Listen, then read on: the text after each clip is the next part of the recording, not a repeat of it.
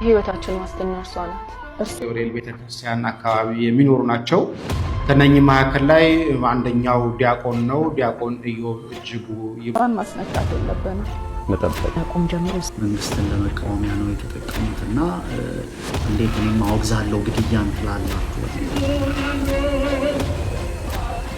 ተታናሹ ድረስ ማቅለበሱ ኦርቶዶክሳዊት ተዋሕዶ ቤተክርስቲያን የሁላችን የደም ስራችን ነው። የህይወታችን ዋስትና እርሷ ናት። ወሬ አማንታ ኦርቶዶክስ ተዋሕዶ በሌሲነ ጀተኒ ቆፖፍተኒ ካተኒ ተወራቂ ሰኖራ ካፈተኒ ዛሬ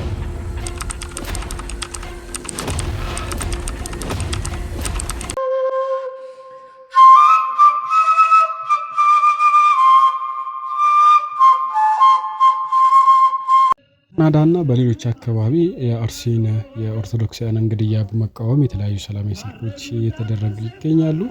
በሌሎች አካባቢዎችም እንደዚሁ ጥሪዎች ተደርገዋል። በመላው ዓለም የምትገኙ ኦርቶዶክሳውያን እንግዲህ ትኩረታችሁን እዚህ ላይ እንድታደርጉ ለማለት እወዳለሁኝ። እንግዲህ በቀጣይነት የተለያዩ ሀሳቦች አሉ። እነዚህን ጉዳዮች አብረን እየተመለከተን ቆይታ እናደርጋለን። እናንተም ሀሳባችሁን ኮሜንት ላይ እያሰፈራችሁ አብራችሁን ቆይታ እንድታደርጉ እየጠየቅኩኝ ወደ መጀመሪያው ቪዲዮአችን እንሄዳለን። መቼ ነው ሆ ብለን የምንነሳው? የሆነ ሰው ጉዳይ አይደለም። ይሄ ነው የፖለቲካም ጉዳይ አይደለም። ክርስቲያኖች እየታረዱ በአይናችን እያየን ነው። የክርስቲያኖች እልቂት አላበቃም። ብዙ እየተደገሰልን ያለ ነው እና አገልጋዩ መቼ ነው የምንወጣው የሚል ጥያቄ ነው ያለኝ እና ሁላችንም እንነሳ። በተለይ የምናገለግል እኔ ለአገልጋዮች ነው መልእክት ያለኝ። እንጩህላት እስቲ። እውነት ያ ሳንቲም ቋጥሮ የሚሰጠን ቅጠል ሸጣ የምትሰጠን ሳንቲም ለአገልጋዩ እኛ መድረክ ላይ ቁጭ ብለን እየዘመርን ለዓለም የምትገኙ ዘማሪያን እንዲሁም ደግሞ በቤተክርስቲያን ላይ የተለያዩ አገልግሎቶችን የምትሰጡ እንዲሁም ምእመናን ሁላችሁም ትኩረታችሁን አርሲ ላይ እንድታደርጉ ነው። ምክንያቱም አሁን ይሄንን ቪዲዮ እንኳን እየሰራሁላችሁ 3 ሰዎች ተገለዋል። እንግዲህ በአርሲ ምድር እስቲ ይሄንን ሐሳብ አድምጠን እንመለስ። ሌሎች ጉዳዮችም ይኖራሉ። አብራችሁን ቆዩ። ስንሞት እንበዛለን። እንዲህ አይነት ሳይንስም ስሌትም ቀመርም የለም። ስንኖር ነው የምንበዛው። በኢትዮጵያ ኦርቶዶክስ ክርስቲያን አማኞች ላይ አርሲ ላይ እየሆነ ያለው እንደዚህ ነው። እስኪ ለአፍታ በአምልኮ ቦታ ውስጥ እንደሆናችሁ አስቡ። ተንበርክካችሁ እየጸለያችሁ ለችግሮቻችሁ ለስጋ ለነፍሳችሁ ድካም መጽናኛ እየፈለጋችሁ በያላችሁበት ተመስጦ ውስጥ ናችሁ እንበል። ከዚያም ድንገት የተኩስ ድምፅ ሰማችሁ እንበል። ለአንገታችሁ ስለት ሲሞረድ እየሰማችሁ እንደሆነ አስቡት። ይህ ሁሉ የሚሆነው በእምነታችሁ የኦርቶዶክስ ተዋሕዶ እምነት ተከታይ ስለሆናችሁ ብቻ ነው። ከሰሞኑ በአርሲ ወንዶች፣ ሴቶች፣ አረጋውያን፣ ታዳጊዎች ሳይቀሩ በእምነታቸው ምክንያት ብቻ ተገድለዋል። ይህ ስታቲክስ ወይም ቁጥር ብቻ አይደለም። የሰውን ክብር የሚነካ የሃይማኖት ነፃነትን የሚጥስ ከባድ ግፍ ነው። በጋራ የለበስነውን የሰብአዊነትን ጨርቅም ቀዳዶ ይጥላል። ለሃይማኖት ነፃነትና ለሰብአዊ ክብር የመናገር ጊዜው አሁን ነው። ላይ ጥቃቶች መድረስ ከጀመሩ ዛሬ ወደ 13 ወይም 14ኛ ቀን ላይ ደርሰናል። እንግዲህ እንደ ቀልድ ማለት ነው። በዚህ ቀን በእነዚህ 13 ቀናት ውስጥ ምን ያህል ኦርቶዶክሳውያን እንደሞቱ በጥቂቱ ነው እየደረሰን ያለው መረጃው እንጂ በጣም ብዙ ኦርቶዶክሳውያን ህፃናት፣ ወጣቶች፣ ሴቶች ጾታን ሳይለይ እድሜን ሳይለይ የተለያዩ ጥቃቶች እየደረሱ ይገኛሉ። እንግዲህ የተለያዩ ሀሳቦች እየተነሱ ይገኛሉ። እስቲ ይህንን ሀሳብ ተመልክተን እንመለስ። አብራችሁን ቆዩ። ይሄን አድርጌ ከምገደል ባውልቀውስ ምን ይሰራልኛል? የዚህ ትርጉሙ ጥቅሙ ምንድን ነው? ምን አደረገልኝ? እያስገደለኝ ከሆነ ከሰው እያስመረጠ ይሄን አንገቴ ላይ ስላዩ የሚገሉኝ ከሆነ ምን ይሰራልኛል? የዚህ ጥቅሙ ምንድን ነው ታዲያ? መጣል አይደለም ባቃጥለውስ? ምክንያቱም መኖር እየፈለግኩ ለዚህ ስል እየተገደልኩ ነው። መኖር እፈልጋለሁ ግን ልሞት ነው ይሄን በማሰሬ። ስለዚህ ባቃጥለውስ? ምክንያቱም ሞት ይዞልኝ ነው የመጣው። እህት ወንድሞቼ እዛ እየሞቱ ነው። እኔ ደግሞ ነገ ተረኛ ነኝ። ስለዚህ ባቃጥሎስ እንዳታስቡት። አድራሻዬ ከመስቀሉ ስር ነው። እኔ ግን ይህንን ቪዲዮ የሰራሁት ይህን መስቀሉን ለሚከተሉ ሰዎች ነው። አሁን መጀመሪያ ላይ መግቢያ ላይ ያሳየዋችሁ እያንዳንዱ ነገር በድርጊቴ ተደሰታችሁ፣ ቀጥሉበት። ክፎች ስለሆናችሁ ነው። የደነገጣችሁ ባለማተቦች ግን አትደንግጡ።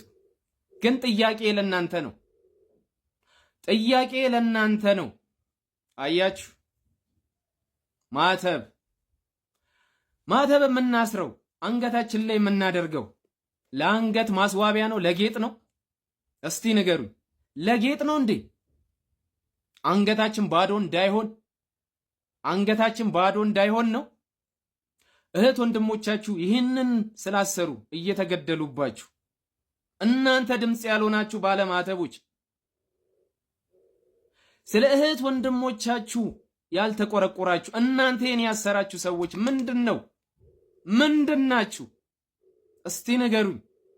እናንተ እያላችሁ ቢያንስ እንኳን እናንተ ፊት ለፊት ወጣችሁ የሆነ ነገር አትበሉ።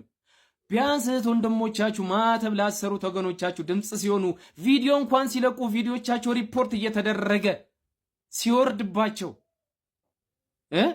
ምን ትሰራላችሁ? ምንድነው? ለጌጥ ከሆነ አውልቃችሁ ጣሉት ከአንገታችሁ ላይ። የዚህ ትርጉሙ የዚህ መስዋዕትነት ካልገባችሁ ከአንገታችሁ ላይ አውልቃችሁ ጣሉት፣ አቃጥሉት።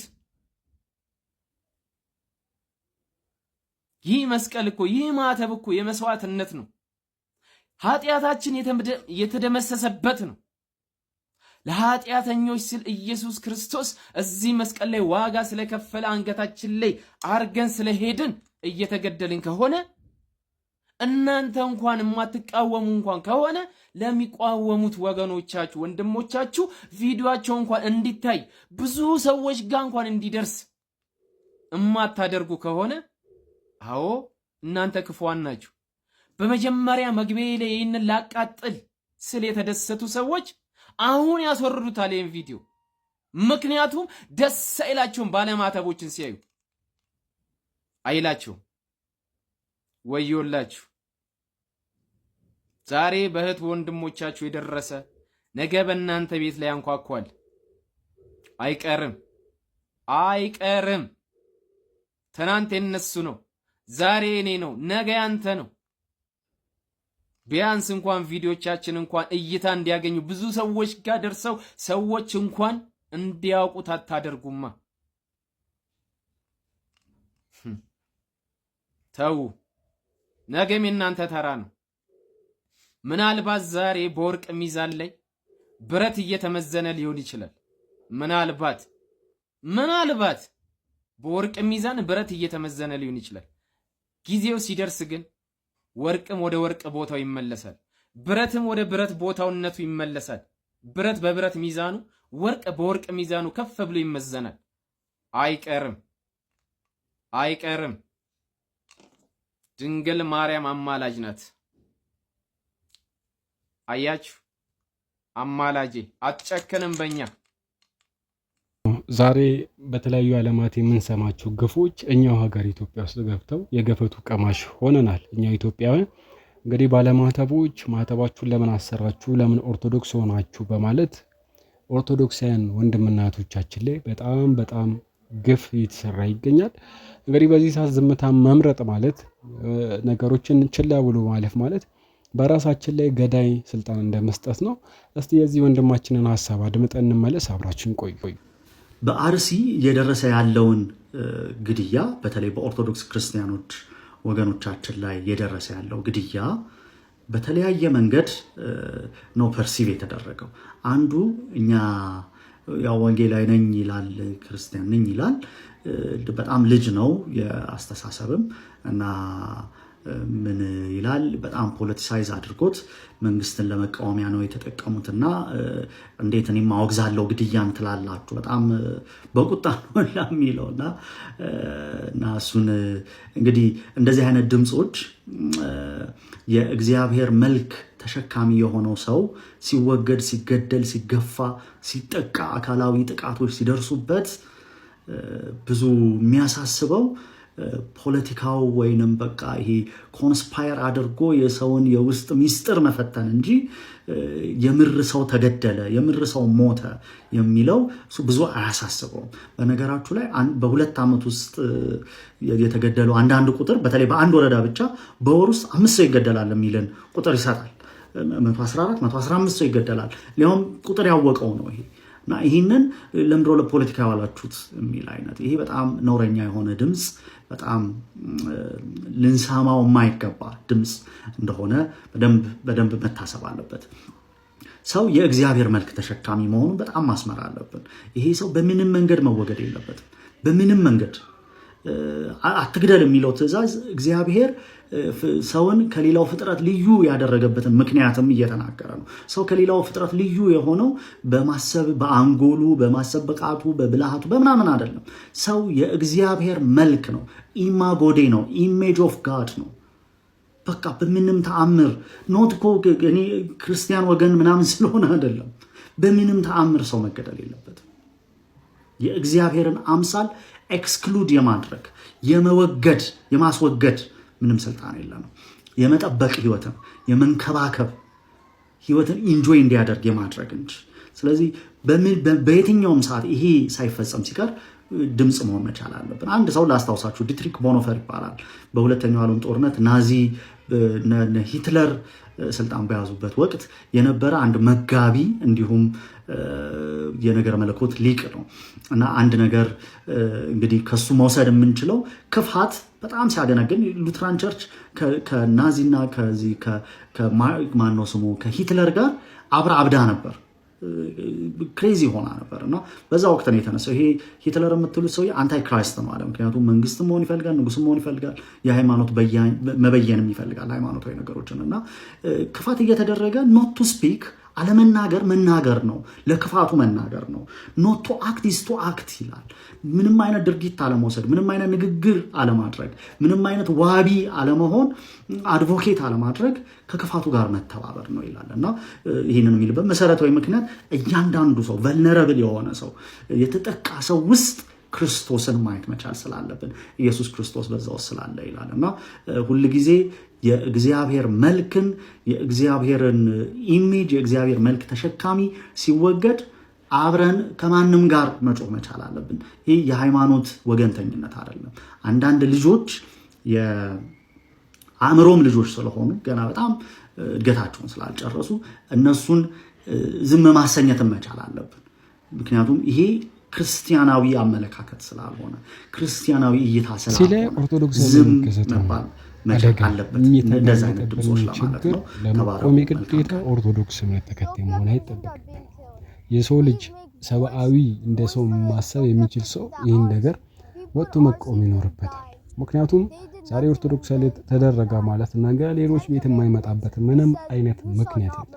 ይህንን በደንብ ልናስብበት ይገባል። እንግዲህ በተለያዩ ዓለም ሀገራት ኦርቶዶክሳን ወንድምናቶቻችን በሰላማዊ ሰልፍ እንዲሁም ደግሞ የተለያዩ ጽሁፎችን በማዘጋጀት ተቃውሞዎችን እየገለጹ ይገኛሉ። ማህበራዊ ሚዲያዎችም እንደዚሁ እየተቀባበሉት ይገኛሉ።